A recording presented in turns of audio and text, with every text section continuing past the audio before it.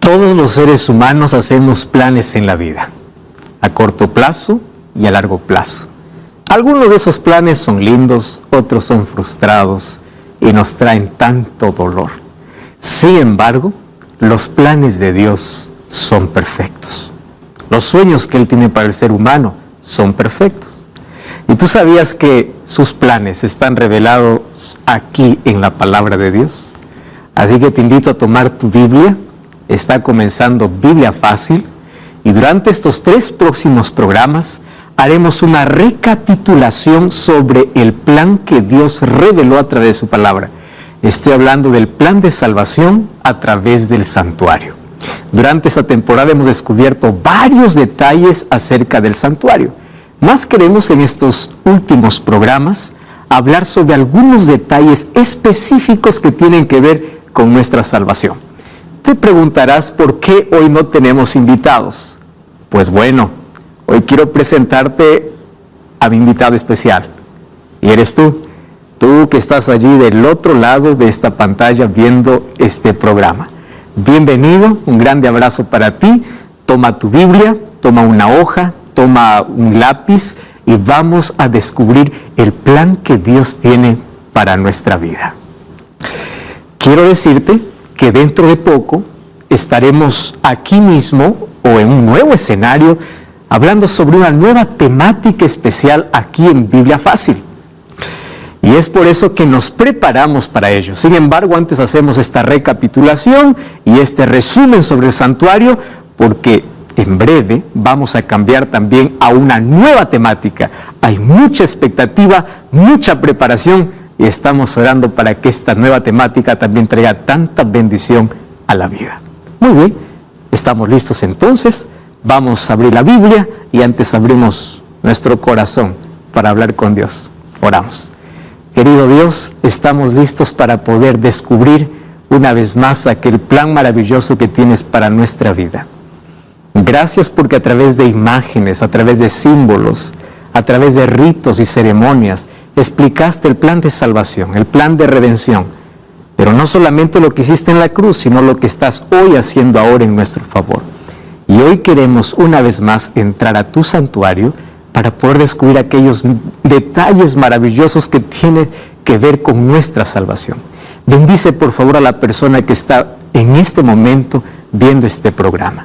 Abrázale con tus promesas y que juntos hoy podamos emocionarnos al ser nuestros ojos abiertos y ver con claridad la manera como nos quieres salvar. En el nombre de Jesús. Amén. Es necesario no solamente mirar al Calvario, sino también mirar al santuario. Y hoy quiero comenzar hablando sobre una parábola que Jesús contó. El libro de Mateo capítulo 13, versículo 44, dice así. Abre allí tu Biblia, Mateo capítulo 13, versículo 44 hasta el versículo 46. Dice así, cuando Jesús estaba contando las parábolas, también les dijo, el reino de los cielos es semejante a un tesoro escondido en un campo, el cual un hombre la encuentra, la esconde de nuevo y con gozo va, vende todo lo que tiene y compra aquel campo. El siguiente versículo continúa diciendo, el reino de los cielos semejante a un comerciante que busca buenas perlas y al hallar una perla preciosa va, vende todo lo que tiene y la compra. Explicar esta parábola para nosotros hoy es muy simple, porque sabemos que ese tesoro y esa perla preciosa es Cristo. Lo que me llama la atención de la historia es que Jesús dice que cuando aquel hombre encontró el tesoro, vio que todas sus cosas no tenían valor y fue capaz de renunciar a todo, de vender a todo. Imagínate cómo llegó a su casa cuando dijo a su familia, voy a vender todo porque encontré un tesoro. La familia probablemente le dijo, tú estás loco, pero él sabía lo que había encontrado. Así también hoy una persona cuando encuentra a Jesús como el mayor tesoro de su vida, no importa la crítica, la renuncia, las cosas que tiene que dejar, porque sabe que encontró un tesoro en su vida. Pero en estas dos historias que Jesús cuenta hay algo en común. No solamente que encuentran lo mejor, sino que para tener ese tesoro, compran. Y aquí está lo que muchos no entienden. La salvación, por supuesto, que es de gracia, es un regalo de Dios. Pero ¿qué significa que ellos compraron el tesoro? Que ellos compraron la perla preciosa. Ahí está la parte que todos nosotros necesitamos entender. ¿Qué cosa es lo que necesitamos comprar? Apocalipsis capítulo 3, versículo 18 y versículo 20 nos da la respuesta. Mira, Apocalipsis capítulo 3, versículo 18. Dice así, el versículo 18, por tanto te aconsejo que compres de mí. ¿Tú quieres el tesoro? Muy bien. Tienes que vender y tienes que comprar. Solo que esta no es una compra con dinero. Esta es una compra diferente. Aquí no tiene que ver con riqueza o cuánto es lo que tienes que dar. Tampoco tiene que ver que la salvación es por sacrificio. Pero hay cosas que hay que comprar. Pero ¿cómo compro sin dinero? Porque estamos acostumbrados a comprar solo con dinero. Mira, te aconsejo que compres de mí oro refinado en el fuego para que seas rico, vestiduras blancas para vestirte y para que no se descubra la vergüenza de tu desnudez, y unge tus ojos con colirio para que veas. 3 cosas pide comprar. Número 1, oro. Número 2, vestiduras. Y número 3, colirio. ¿Qué significa eso? Es que cuando aceptamos a Jesús, necesitamos comprar no de otro lugar, sino de Él, oro. ¿Qué cosa es el oro? ¿Qué representa en la Biblia? El oro representa el amor y la fe, porque son las dos cosas que pueden pasar por fuego para ser probados y son verdaderos. ¿Y qué significan las vestiduras? La justicia de Cristo, el carácter de Cristo, los méritos de Cristo. ¿Y qué significa el colirio? El Espíritu Santo que abre mis ojos para que yo pueda ver mi condición. ¿Tú te acuerdas de la historia de aquel joven rico que fue para Jesús y le dijo, ¿qué debo hacer para heredar la vida eterna? Jesús le dice, ¿qué cosa ya guardaste todos los mandamientos? Él le dice, pues lo guardé desde mi juventud. Estoy haciendo todas las cosas correctas. Y Jesús le dice, una cosa te falta. ¿Qué cosa es lo que le faltaba? Le dice así, anda, vende todo. Ese vender todo es renuncia a aquello que está en primer lugar en tu vida. Pero él se fue triste y no estaba dispuesto a renunciar todo lo que estaba por encima de Dios. La pregunta es, ¿tú encontraste a Cristo? ¿Qué estás dispuesto a renunciar? Estoy diciendo que vendas todo y que te quedes pobre. Lo que te estoy diciendo es, ¿ya compraste el oro, que es la fe y el amor? ¿Ya te vestiste de Cristo? ¿Ya permitiste que el Espíritu Santo abra tus ojos para que veas tu condición? Ahora, ¿por qué te estoy contando esa historia? Porque ahora vamos a colocarlo al revés. Tú sabes que Jesús también entra en esta historia. Solo que Jesús vino a esta tierra y no encontró un mayor tesoro ante la vista humana, porque el ser humano estaba perdido completamente. Pero nosotros para Él sí somos tesoro. Él nos ama tanto. ¿Y sabes qué cosa es lo que Jesús hizo por amor? Vendió todo. ¿Qué? Sí. Porque Él renunció toda la gloria del cielo para venir a esta tierra. Dejó todo, renunció todo. Es el único Dios que se hizo hombre, nació, vivió, murió para poder salvarnos. O sea, si Él dio todo, ¿por qué los seres humanos no somos capaces de dar todo? Y ahí está el secreto para poder descubrir el santuario.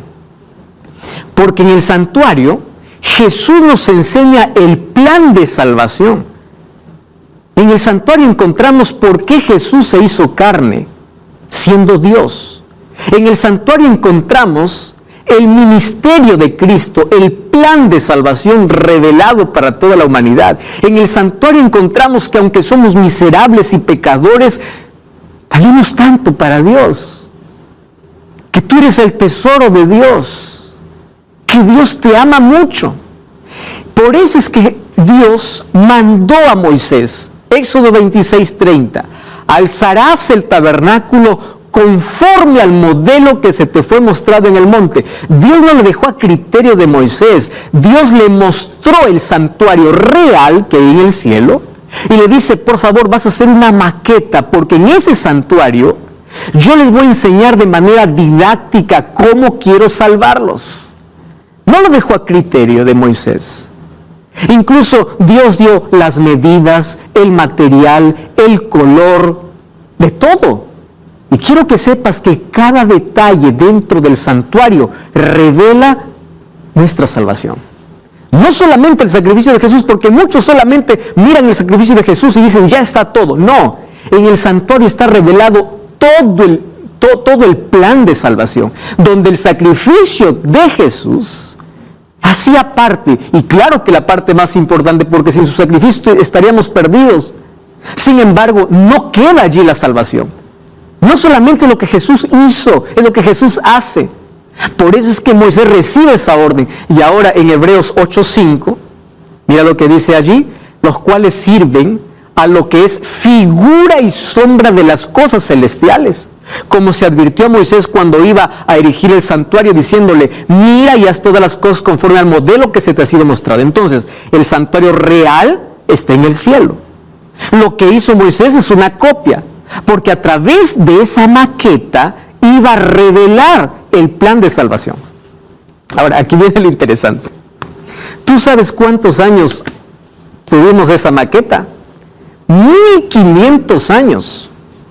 Durante esos 1500 años, Dios educó al pueblo de Israel y les mostró su plan a través de las fiestas, a través de los sacrificios, a través de las ceremonias.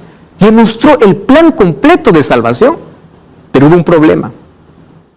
Los judíos se aferraron a las fiestas y ceremonias, al sistema de sacrificios, que cuando vino el verdadero Cordero, lo rechazaron. Y ahí está el problema. A pesar de que entendían todo el santuario, ellos se aferraron donde no debían. Por eso es que ellos rechazaron a Jesús, confundieron la sombra con la realidad. Por eso es que Jesús allí fue rechazado. Ahora, quiero que entendamos algo importante. El santuario, como estructura, y el ministerio de los sacerdotes en el santuario, todo apuntaba hacia el ministerio de Cristo. Fíjense, cuando Jesús murió y luego resucitó, fue al cielo. ¿A dónde entró? Hebreos 8 dice que entró al santuario. Cuando vamos al libro de Apocalipsis, capítulo 1, encontramos a Juan recibiendo una visión donde Jesús se pasea entre el candelabro de oro. ¿Dónde está Jesús? ¿A dónde entró entonces Jesús? Al lugar santo. ¿Dónde estaba el candelabro de oro? En el lugar santo. Entonces, cuando Jesús se fue al cielo en el año 31, entró al lugar santo para hacer la obra de intercesión y perdón para la humanidad. Recordemos que el perdón para el pecador en el santuario no acababa cuando moría el sacrificio, cuando moría el cordero. Acababa cuando el sacerdote entraba al santuario para aplicar esa sangre. Por eso es importante analizar no solo lo que Jesús hizo, sino lo que Jesús hoy hace en nuestro favor. Aplicar su sacrificio a favor de aquellos que creen en Él.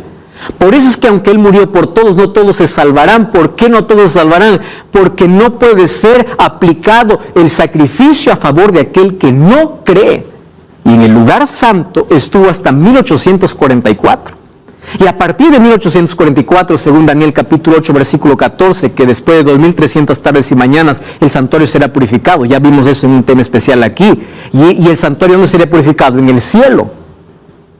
O tú puedes decir, pastor, ¿el cielo de qué tiene que allí purificarse el santuario si ahí no hay pecado? De los registros de nuestro pecado. Porque ahí está registrado nuestro pecado. Y a partir de 1844 comienza una obra de juicio para determinar quiénes son los sinceros, fieles hijos de Dios. Porque Jesús nos enseñó que no basta creer, No todo el que me dice Señor, Señor entra al reino de los cielos. Entonces para ello tiene que haber un juicio. Y eso es lo que está haciendo Jesús ahora desde 1844. Una obra de perdón, de intercesión y una obra de juicio. Y así como aquí en la tierra, en el santuario terrenal, también era necesaria una purificación. En el cielo también era necesario, según Hebreos capítulo 9, versículo 23. Allí dice que las cosas celestiales también necesitan ser purificadas, pero con un mejor sacrificio, claro, porque ya no son un sacrificio de animales, sino con el sacrificio de Jesús. Es la belleza de poder entender sobre el santuario. Ahora, ¿qué cosa es lo que revela el santuario? Ya dijimos aquí que muestra a Cristo, porque todo lo que ve en el santuario revela el ministerio de Cristo. Pero hay otras enseñanzas importantísimas.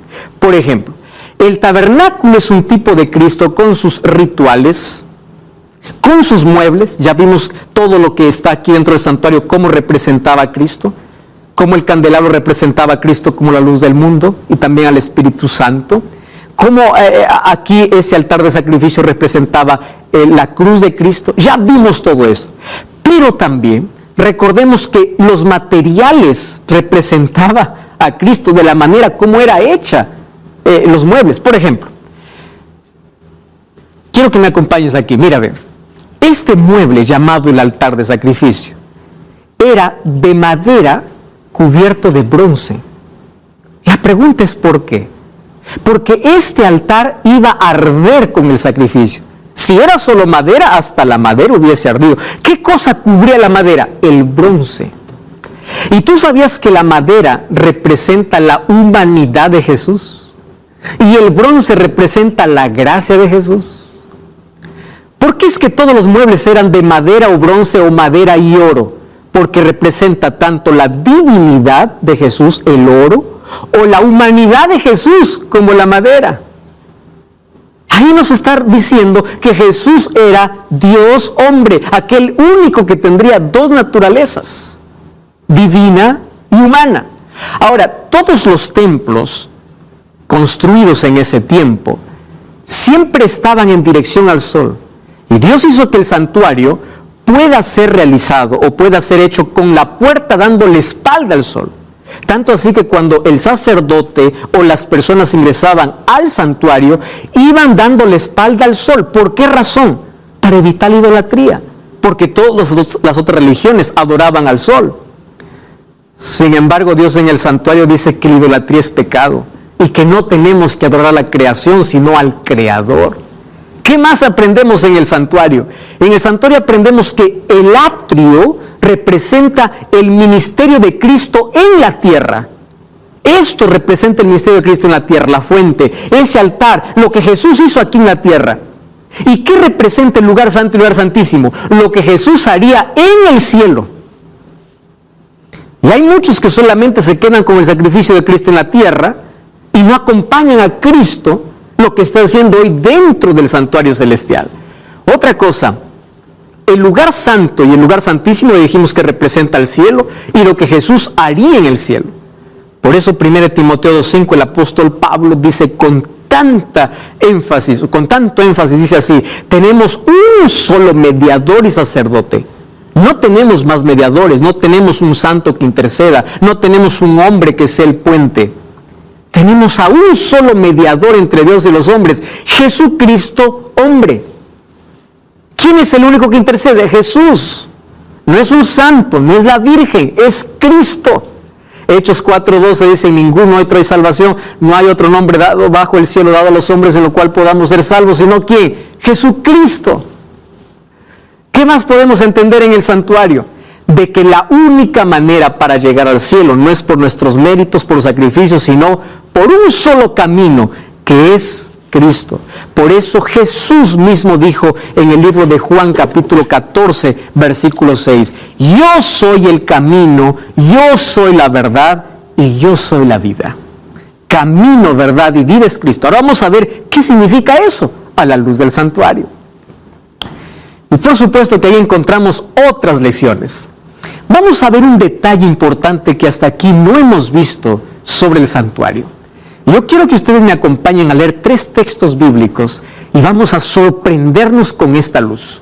Fíjate aquí.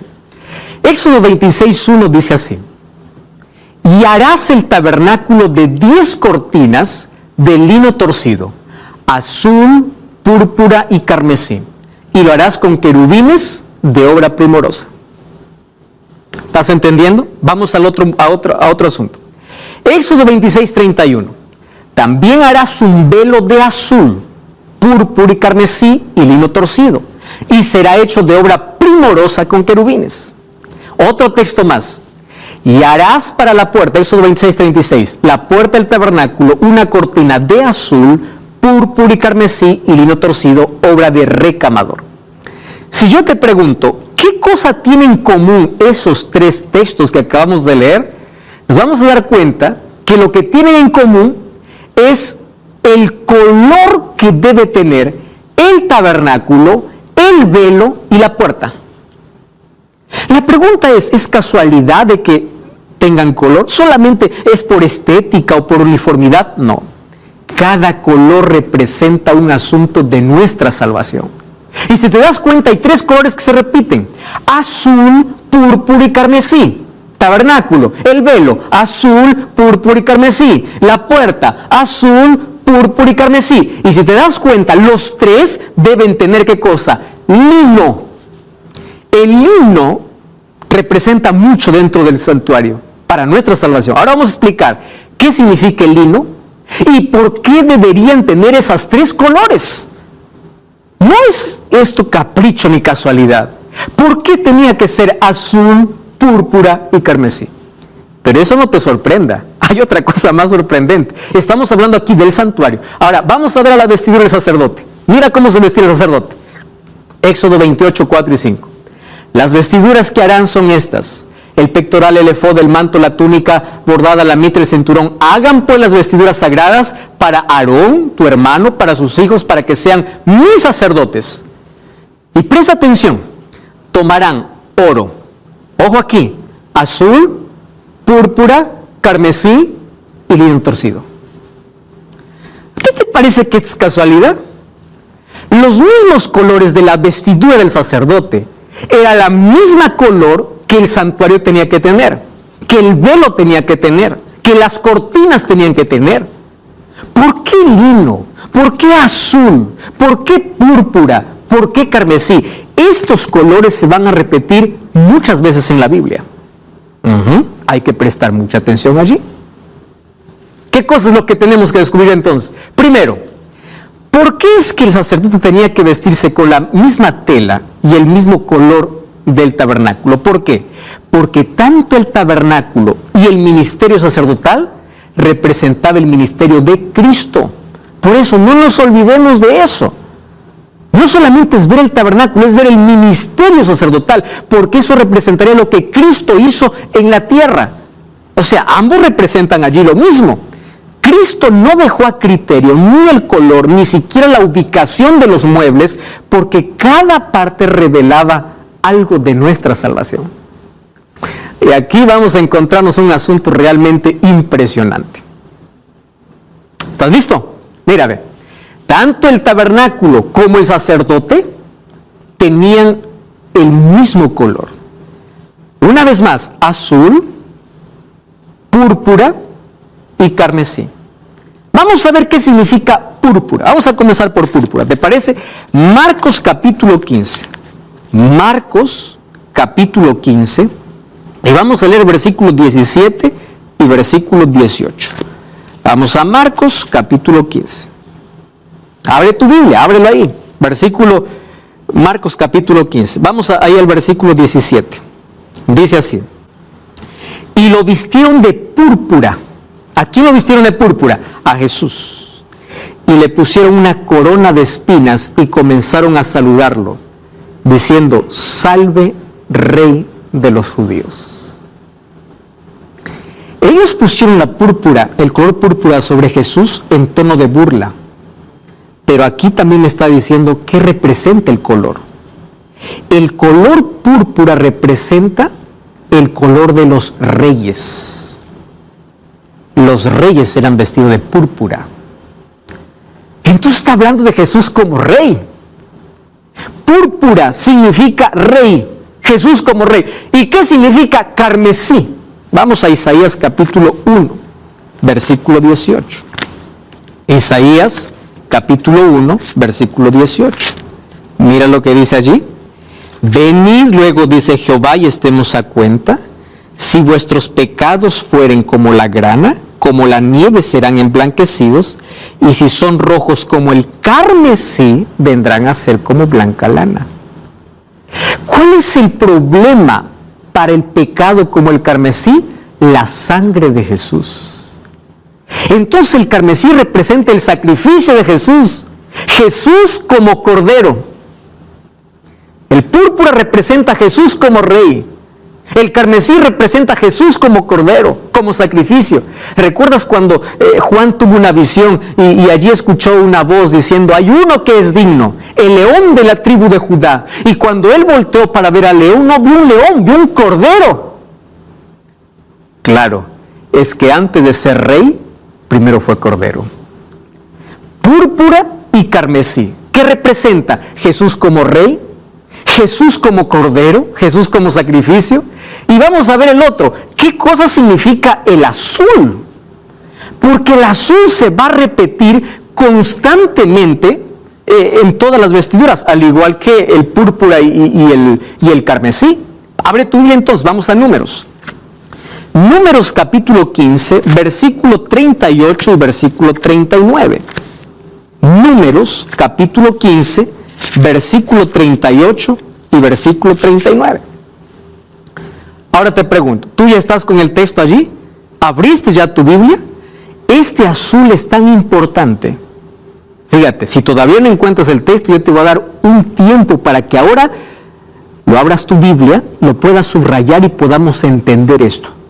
No cambies el canal, vamos a una breve pausa y ya regresamos para descubrir este color tan importante dentro de la vestidura y dentro del tabernáculo. Ya regresamos.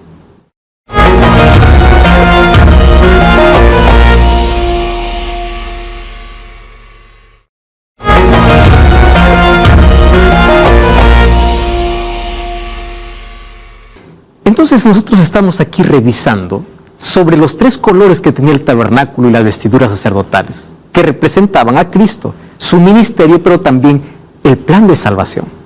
Y para ello ya descubrimos qué representa la púrpura, qué representa el carmesí, y vamos a ver qué representa el azul. Entonces vamos al libro de Números, capítulo 15, versículo 38, dice así: habla a los hijos de Israel y diles, ¿estás leyendo la Biblia conmigo? Vamos a leer la Biblia. Que se hagan unos flecos en los bordes de sus vestidos por sus generaciones y pongan en cada fleco de los bordes un cordón azul. ¿Leíste? ¿De qué color tenía que ser el cordón azul? ¿Qué representa el azul? Versículo 39. Llevaréis estos flecos para que cuando lo veáis os acordéis de todos los mandamientos de Jehová, no de 9, no de 8, de todos. Para que no te olvides los mandamientos de Jehová y las pongáis por obra. Y no seguiré los apetitos de vuestro corazón y de vuestros ojos. O sea, el cordón azul te hará recordar que hay un Dios que ve todo y que tienes que guardar sus mandamientos. ¿Ya te diste cuenta que la ley de Dios está dentro del plan de salvación? ¿Anula la gracia? No. Ahí está el carmesí. ¿Anula a Cristo como rey? No. Ahí está el color púrpura. ¿Y qué significa el azul? Tiene que ver con santidad, con el deseo que Dios tiene para todos sus hijos. ¿Y por qué el azul les haría recordar la ley de Dios? Vamos al libro de Ezequiel. Mira el libro de Ezequiel capítulo 1, versículo 26. Este texto es impresionante. Ezequiel capítulo 1, tú sabes que varios profetas vieron el trono de Dios. ¿Y qué color crees que tiene, según lo que los profetas vieron, el trono de Dios? Vamos a ver lo que dice el libro de Ezequiel, capítulo 1, versículo 26. Presta atención allí. Verso 26 dice así: como o sobre la bóveda que estaba sobre sus cabezas se veía la figura de un trono que parecía de piedra de zafiro. ¿Tú sabes cuál es el color zafiro? Azul. Entonces, el trono lo tenían que relacionar con la ley de Dios, porque el trono de Dios, el gobierno de Dios, está bajo su ley. Él es el gobernante, Él es el legislador, Él es el salvador y Él es el rey. Por eso tenían que llevar esos tres colores. Tú sabes que en Éxodo capítulo 24, versículo 10, encontramos otra vez haciendo referencia al trono de Dios con ese color. Mira lo que dice el libro de Éxodo capítulo 24, versículo 10. Éxodo 24, 10. Vieron al Dios de Israel, debajo de sus pies había como un emboldosado de zafiro semejante al cielo sereno, un azul cielo. Y ese azul ahora les haría recordar el trono de Dios y la ley de Dios. Entonces, la ley de Dios, ¿dónde está ubicada dentro del santuario? En el lugar santísimo, no estaba en la puerta. Muchos aceptan solamente el sacrificio de Cristo y piensan que aquí en el atrio se anuló la ley, cuando la ley de Dios, ¿dónde está? Está en el lugar santísimo. ¿Y el lugar santísimo qué representa? El trono de Dios. Entonces los tres colores representan Jesús como rey, Jesús como sacrificio y Jesús como legislador, como juez. Por eso es que Él está haciendo un juicio, porque Él es juez. ¿Y cuál es la norma de juicio? Santiago 2, 10 al 12 dice que el código de este juicio es su ley. ¿Y te diste cuenta de la importancia de esto dentro del santuario? Ahora, ¿ya te diste cuenta por qué el diablo odia tanto la ley de Dios? Ah, no, que la ley fue abolida. Muchos confunden la ley ceremonial que tuvo su fin en la cruz con la ley de Dios. Apocalipsis 14, 12 dice: aquí está la paciencia de los santos, los que guardan los mandamientos de Dios y la fe de Jesús. Entonces, ¿dónde dice que fue abolida? Cuando está hablando del tiempo del fin. Sin embargo, Apocalipsis 12, 17 dice que el diablo se llena de ira contra aquellos que guardan los mandamientos de Dios. El diablo tiene un odio contra la ley de Dios. ¿Qué dice la ley de Dios? No matarás, no adulterarás, no cometerás adulterio, no robarás, honra a tu padre y a tu madre. Ah, no, eso no fue abolido. ¿Y por qué no aceptas el cuarto mandamiento? Acuérdate del día sábado para santificarlo. ¿Te das cuenta que el diablo está en contra de la ley? Y especialmente con dos mandamientos que hablan de adoración. El segundo mandamiento, que es idolatría, condenación a la idolatría, y el cuarto mandamiento que manda observar el día sábado. Eso es la ley de Dios. Revisa en tu Biblia Éxodo capítulo 20 y dice que el color azul les hará recordar toda la ley. Santiago 2.10 dice que aquel que ofende en un punto de la ley se hace culpable de todos, pero también lo repite dos mandamientos como para no confundir de qué ley está hablando. Algunos dicen en Hechos 15, la iglesia cristiana abolió la ley. Lee con cuidado. No está hablando de la ley de Dios, está hablando de ritos, de ceremonias, de comer sangre, está hablando de inmortalidad, de inmoralidad. Está hablando de circuncisión que no está dentro de la ley de Dios. El diablo tiene un odio contra la ley de Dios, pero quieres para mostrarte un asunto importantísimo más. Abre tu Biblia en Apocalipsis capítulo 17. Apocalipsis capítulo 17. Mira, en el capítulo 12 presenta la iglesia verdadera y en el capítulo 17 presenta la iglesia falsa, representada por una mujer. Dice así: la mujer estaba vestida de púrpura, escarlata, adornada de oro, de piedras preciosas. Tenía en la mano un cáliz lleno de oro, lleno de abominaciones, de inmundicia y de fornicación. ¿Qué color le falta a esta mujer? El azul. ¿Por qué? Porque odia la ley de Dios. Se viste de púrpura. Está lleno de carmesí, de sangre. ¿Pero qué color no tiene? Azul. Porque el azul es la ley de Dios. Ahora entiende la diferencia entre la iglesia del capítulo 12, que está vestida de Cristo, color blanco, lleno de su santidad y pureza, con la de Apocalipsis 17. Esta quiere ser una copia del santuario, pero le falta, ¿qué cosa? La santidad. ¿Y la santidad a través de qué se logra? Ahora lo vamos a ver. Le falta el color azul. En el mundo oriental, la ropa de una persona transmitía cómo es la persona por dentro. Por eso las vestiduras son importantes. Porque la ropa reflejaba el carácter de la persona. Tú recuerdas que incluso para las bodas, las personas recibían ropa. Y aquel que no estaba vestido de bodas era echado de la boda. La ropa es importante. La Biblia mucho habla acerca de ropa porque representa algo importantísimo. Ahora, otra cosa. Levítico 8:7 dice que puso sobre él la túnica, lo ciñó en el cinturón, le vistió con el manto, le puso el efod, lo ciñó con el tejido y en la frente le puso una lámina de oro, la cual decía, ¿qué cosa decía esa lámina de oro? Decía, santidad a Jehová. Aquí está la relación entre el color azul y la santidad. ¿Dónde tenía que llevar el sumo sacerdote esa lámina? En la frente. Si te das cuenta, todos los muebles eran revestidos, algunos con oro y otros con bronce. La única lámina de oro completa era el propiciatorio, que era la tapa que cubría el arca de la alianza, que estaba donde, en el lugar santísimo. Y el único, dentro de la vestimenta del sacerdote, la única lámina de oro que tenía era sobre su frente. Y en esa lámina decía santidad a Jehová. Entonces, ¿qué relación hay entre el propiciatorio y la placa del sumo sacerdote? Hay mucha relación. ¿Por qué razón? Muy bien, porque santidad a Jehová es el deseo que Dios tiene para sus hijos. Dios te salva para caminar en santidad, no para que tú puedas vivir en tu pecado. Por eso es que la gracia de Dios te saca de la desgracia. No es que, me libró de la gracia, ahora soy libre, puedo hacer lo que quiero, finalmente pido perdón, Dios me perdona, aleluya, no hay ley, soy libre.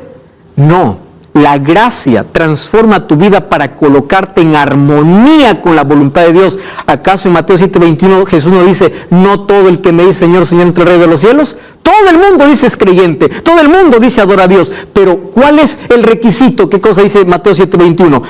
No entran al reino de los cielos porque no hicieron la voluntad de mi Padre. Aunque en mi nombre echaron fuera demonios, aunque en mi nombre hicieron milagros, no hicieron mi voluntad, por eso no entrarán en el reino de los cielos. La gracia de Dios te salva, pero Él quiere que caminemos en santidad. ¿Y qué significa andar en santidad? Andar en santidad significa estar permanentemente de acuerdo con Dios. ¿Y cómo sé que estoy de acuerdo con Dios? Abre tu Biblia, Salmos capítulo 40. A ver qué dice la Biblia. Salmos capítulo 40, versículo 8. Mira, Salmos capítulo 40, versículo 8.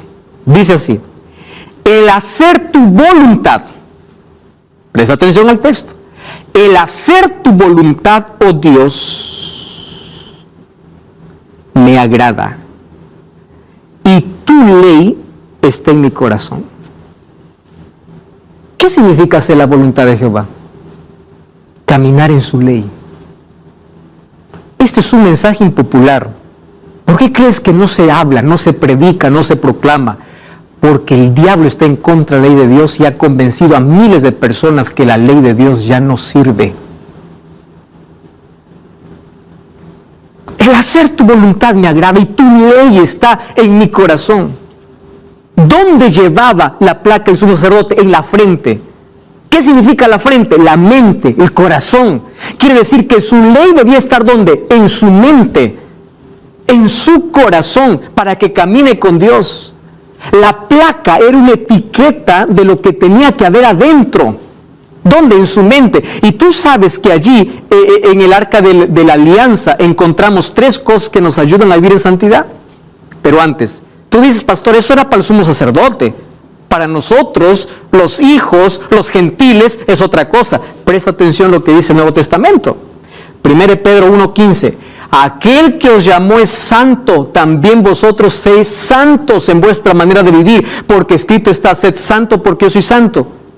Está hablando del Nuevo Testamento, el apóstol Pedro. Hebreos 12:14, seguid la paz con todos y la santidad, sin la cual nadie verá al Señor.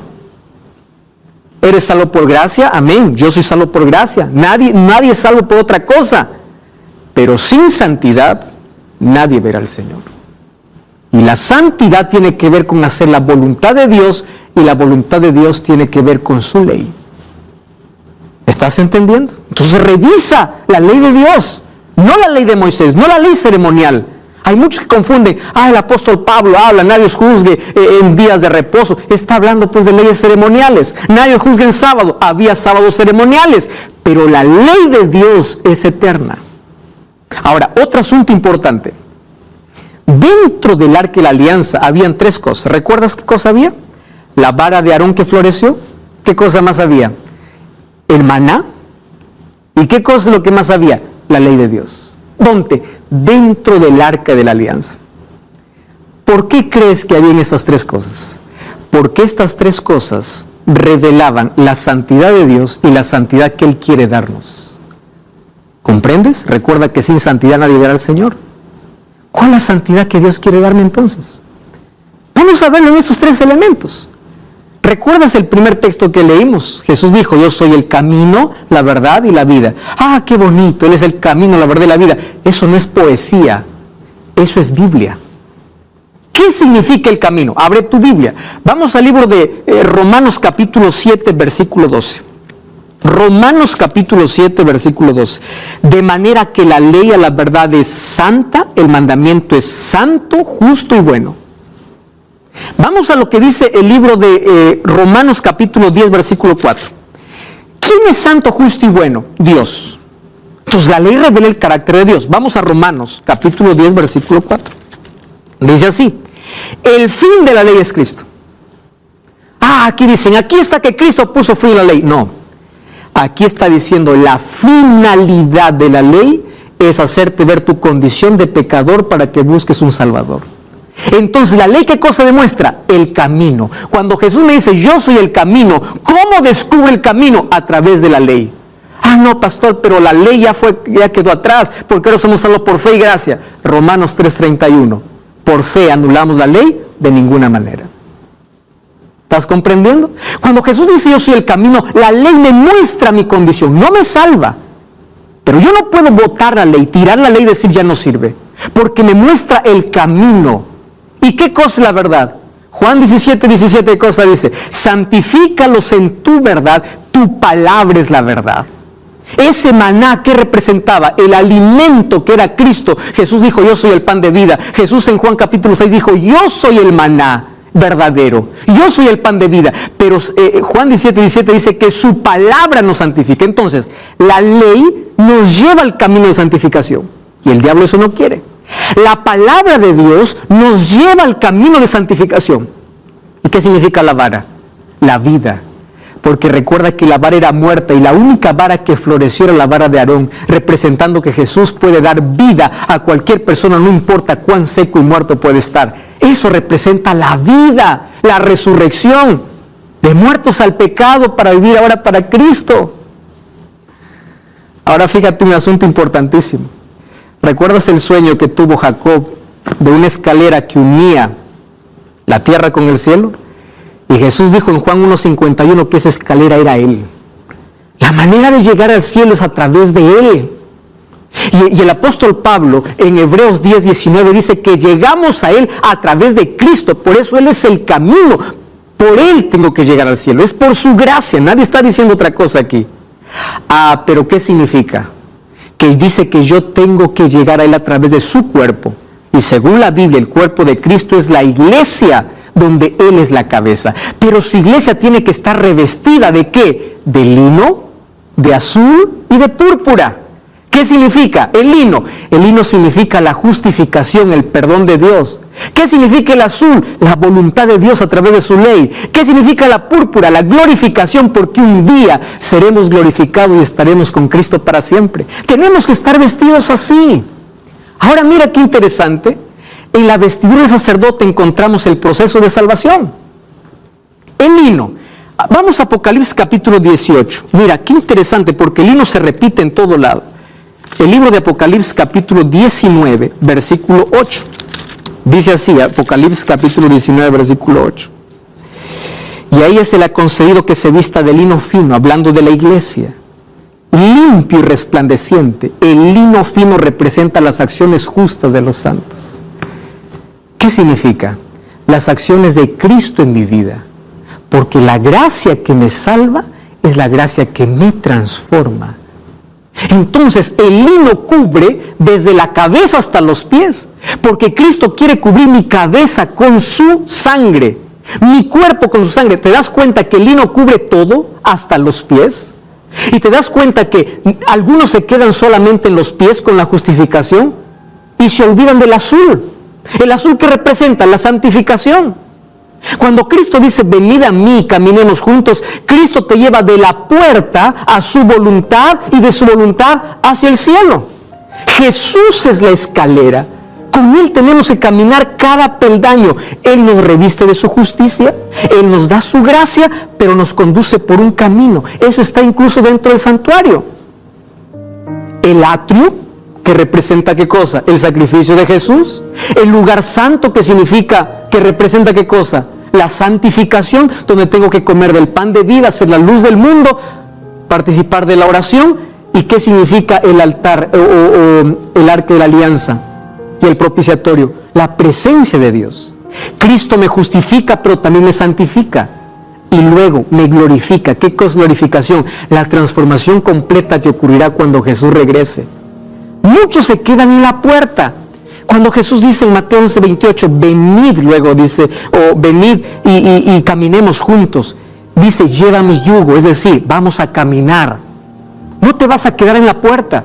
No te vas a quedar solo aceptando el sacrificio de Jesús. Acepta el sacrificio de Jesús y entra al lugar santo. Porque un día estarás en su presencia, que es representado por el lugar santísimo. Pero ¿dónde comienza todo? Comienza en la puerta. Por eso es que en la puerta encontramos el sacrificio. Y esa puerta representa estar a los pies de Cristo. ¿Recuerdas que hubo una mujer llamada María Magdalena que aprendió qué es salvación? Y pasó por todo ese proceso. Un día fue condenada a muerte y fue colocada a los pies de Cristo. Y Jesús dijo, ni yo te condeno. Luego encontramos que en la casa con Marta y María, ella es la que está a los pies de Jesús. Luego encontramos que ella derrama un perfume, hace público su amor por Jesús, porque ella abandona el pecado y dice, a partir de hoy quiero que Cristo me santifique, hace pública su fe. Y esa acción se hace a través del bautismo. Por eso tiene que ser público tu fe. ¿Y cómo le encontramos siempre a María? A los pies de Jesús. Así comienza la salvación. Allí comienza la justificación. Pero Cristo quiere llevarte no solamente por la justificación, también a la santificación. ¿Quieres que Cristo haga su trabajo en tu vida? ¿Quieres que Cristo restaure tu vida? ¿Sabes que Cristo quiere vestirte de lino fino? Ese lino fino representa su justicia. El sacerdote tenía lino cubierta la cabeza, todo su cuerpo, porque Cristo quiere revestirte con su justicia. Es la vestidura blanca. Por eso